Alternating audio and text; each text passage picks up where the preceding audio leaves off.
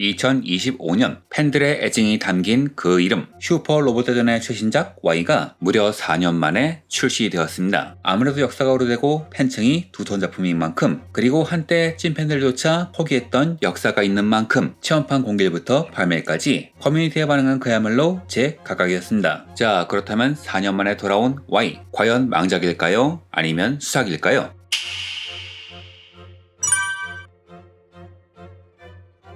이야기를 하기 전에 슈퍼 로봇대전이라는 게임 자체에 대해서 먼저 짚고 넘어갈 것 같습니다. 저는 한국에서 슈퍼 로봇대전을 즐기는 방식이 본토 일본과는 조금 달랐다고 생각합니다. 일본에서는 추억의 로봇 애니를 먼저 보고 게임을 하는 팬들이 대부분이었지만, 한국에서는 오히려 이 게임으로 로봇 애니에 입문한 사람들이 정말 많았죠. 이런 차이 때문에 똑같은 내용을 보고도 반응이 전혀 다릅니다. 한 예로 신 슈퍼 로봇대전에서 동방불패가 외계인이라는 설정으로 나왔을 때 일본에선 원작 파괴하면서 본사에 항의 업소가 폭주하는 일이 일어났지만, 한국에선 직원당 원작을 안 본 사람들이 많아서 이게 왜 문제인지조차 모르는 경우가 많았죠. 여기에 언어 장벽 문제까지 더해져 스토리를 제대로 즐기기 어려웠던 시절 우리에게 슈로데는 이야기와 크로스오버란 본질적인 매력보다 화려한 전투 연출 그 자체에 더 집중하게 되는 게임이었습니다. 오죽했으면 게임 잡지에서 대사 하나하나를 전부 다 번역해줄 정도였으니까요. 이런 상황인지라 이 시리즈의 작품들은 한일 양국의 평가가 조금씩 다르죠. 제트의 경우 한국에선 화려한 전투씬으로 대호평이었지만 일본에선 시나리오 재해석으로 인해 많은 비판이 있었고, 이런 차이의 절정은 닌텐도 3DS로 나온 UX에서 크게 일어났습니다. 이 게임 애초에 3D 입체 화면을 전제로 연출을 만들어서 실기로 보지 않으면 좀 밋밋합니다. 그런데 한국은 국가 코드 문제로 인해 정발이 안 됐으니 이걸 제대로 해본 사람들은 극소수였죠. 게다가 일본 현지 밈을 활용한 시나리오가 많아서 번역본을 봐도 이게 왜 웃긴 거지? 하는 부분이 많았습니다. 결국 일본에선 갓겜 소리를 듣는 명작이 한국에선 그 재미를 온전히 전파하지 못하는 그들만의 게임이 되어버린 것이죠. 이런 폐쇄적인 성향은 이 작품이 여러 작품에 판권을 사용하는지라 일본 내에서만 사업할 것을 전제로 한 작품이기 때문이죠. 다만 이런 슈로데의 성격은 점점 변해가는데요. 시간이 흘러 로봇 애니 시장은 점점 위축되었고, 슈로데 시리즈 역시 판매량 감소라는 현실과 마주해야 했습니다. 점점 심해지는 로봇 불경기, 반다이 남코는 이익을 내기 위해서 여러가지 시도를 했죠. 파괴편과 재세편처럼 분할 판매를 하기도 했고, 2016년에 문 듀엘러드를 시작으로 글로벌 시장을 공략했으며 2018년부터는 V의 엔진과 시스템을 그대로 가져와 X, T를 찍어내는 식으로 제작비를 극한으로 저감했습니다. 이 과정에서 거의 1년에 한 편씩 게임이 나오다 보니 시나리오를 쓰는 속도가 비정상적으로 빠른 나구라 마사히로 작가가 전담하는 체제가 굳어졌고요. 그리고 시리즈의 아버지 타라다 프로듀서의 마지막 작품이었던 30 이후 한동안 소식이 없었죠. 즉, 이 게임은 한때 수익성 또는 제작 체제에 문제가 있다고 판단되었던 게임이란 겁니다. 이런 의미에서 이 게임 Y는 일종의 테스트입니다. 새로운 개발팀이 슈로데의 면맥을 이을 수 있는가? 팬들은 여전히 이 시리즈에 지갑을 열 준비가 되어 있는가? 그리고 이 IP가 아직 수익을 낼 수 있는가에 대한 시험인 셈이죠.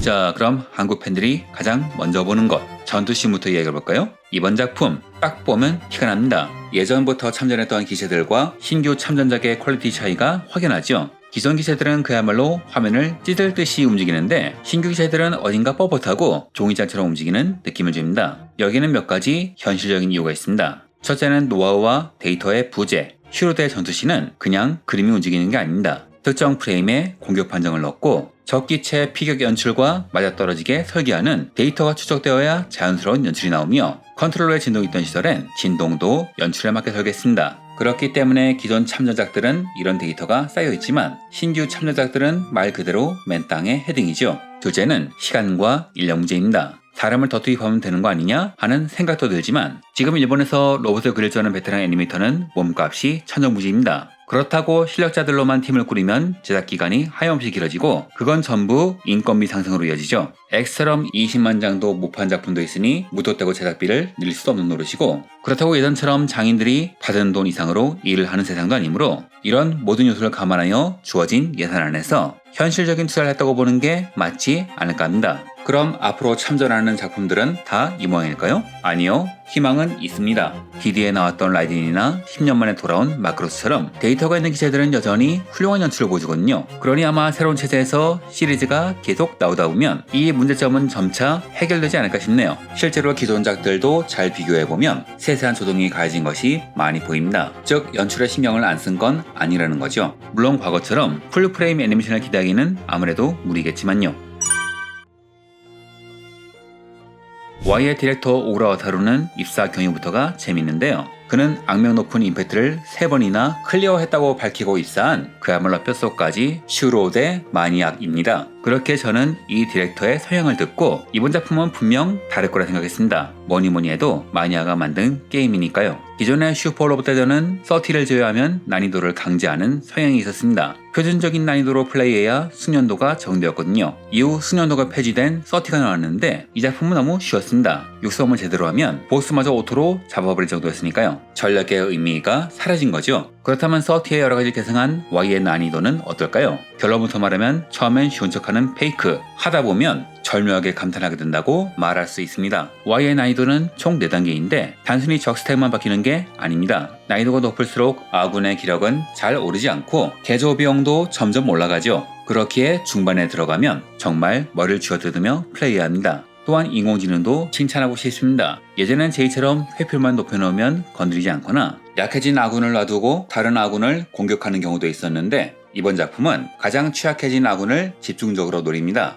HP가 적거나 에너지가 떨어져서 반격을 못하거나 또한 리얼 로봇이 약해지는 식으로 밸런싱이 되었기 때문에 회피율만 믿고 적진에 던져놓는 무쌍 플레이가 거의 불가능해졌죠. 기력 관리도 굉장히 빡빡해져서 갓건담처럼 특정 기력 이상이 되어야 제 성능을 내는 기체들을 제대로 활용하기가 정말 힘들어졌으므로 시스템에 대한 연구를 많이 해야 하며 에너지 소비가 심해지고 장거리 무기도 많이 줄어들었으므로 예전처럼 대책 없이 강한 유닛은 좀처럼 찾아보기가 힘들죠. 기존 사건은 달리 DLC를 구입해도 난이도가 폭락하지도 않고 후반부의 밸런스 붕괴도 예전처럼 심하지 않기 때문에 마지막까지 긴장감 넘치는 플레이를 할 수 있습니다. 이마저 쉽다면 최고 난이도로 올리면 되지요. 즉 유저 성향에 따라 난이도를 잘 배분하여 취향대로 게임을 플레이하도록 배려한 거라 할 수 있겠네요. 백미는 바로 레벨 디자인이라 할 수 있습니다. 처음엔 익스퍼트로 플레이해도 전혀 문제가 없어 실망하게 되지만 라이딘이 처음 등장하는 맡겨진 용자들 스테이지는 노멀 난이도조차 쉽지가 않습니다. 이걸 깨려면 어떻게 해야 할까요? 바로 지형을 이용해야 합니다. 도롬의 공격은 물속에서는 약해지므로 라이딘과 그레이트 마징가를 물에 넣어서 버티게 해야 하지요. 이렇게 지형 효과, 게임 시스템을 적극적으로 활용하도록 판을 짜놓으니 플레이가 정말 즐거워졌습니다. 1년마다 찍어내던 시절에는 정말 불가능했을 깊이 있는 고민의 결과물이 아닐까 싶네요. 30는 자유로운 미션 선택 방식 때문에 시나리오가 단편적일 수밖에 없었습니다. 왜냐면 시나리오 1과 2가 있을 경우 2를 먼저 선택했는데 1에서 첫 등장하는 캐릭터가 2에 나오면 이야기가 당연히 이상해지니까요. 하지만 Y는 선택 방식을 유지하면서도 선형적인 구조의 장점을 되찾아왔습니다. 플레이어의 선택 순서에 따라 대사나 전개가 미묘하게 바뀌는 등 크로스오버의 고심한 흔적이 많이 보이죠. 30의 단점을 극복하고 장점을 계승한 영리한 선택입니다. 또한 자칫 밋밋할 수 있는 텍스트 전개 중간중간에 이벤트 CG를 삽입해서 스토리텔링에 힘을 준 것도 칭찬하고 싶으며 앞서 말씀드렸듯 선택 순서에 따라 약간씩 이야기 전개가 바뀌므로 2회차도 난이도를 최고로 맞추고 선택 순서를 바꾸면 새로운 기분으로 할 수 있지 않을까 하는 생각이 드네요. 역대 최고였던 W와 UX와 비교하면 좀 아쉽지만 이 작품은 30의 약점이었던 지루한 시나리오를 극복했으며 재미있는 콜라보레이션을 잘 계승했다고 볼 수 있겠습니다.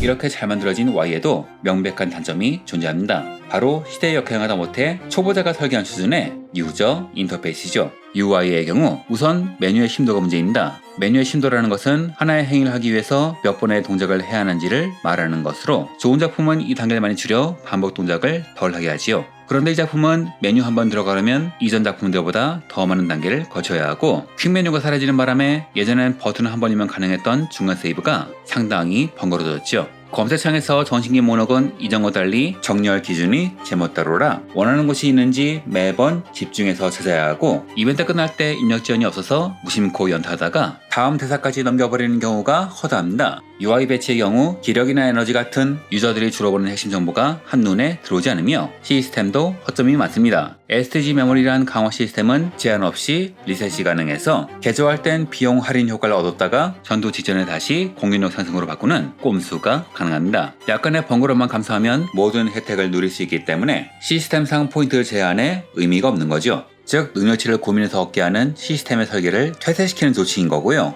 마찬가지로 난이도도 자유롭게 변경이 가능해서 스테이지는 익스퍼트로 플레이하고 개존 캐주얼 난이도로 해서 비용을 아끼는 꼼수가 가능한 식으로 게임성에 발목을 잡는 허점이 자주 보인다. 전반적으로 게임의 높은 완성도와 어울리지 않는 유저 경험에 대한 이해가 부족해 보이는 아쉬움이 크게 남는다고 할 수 있겠네요.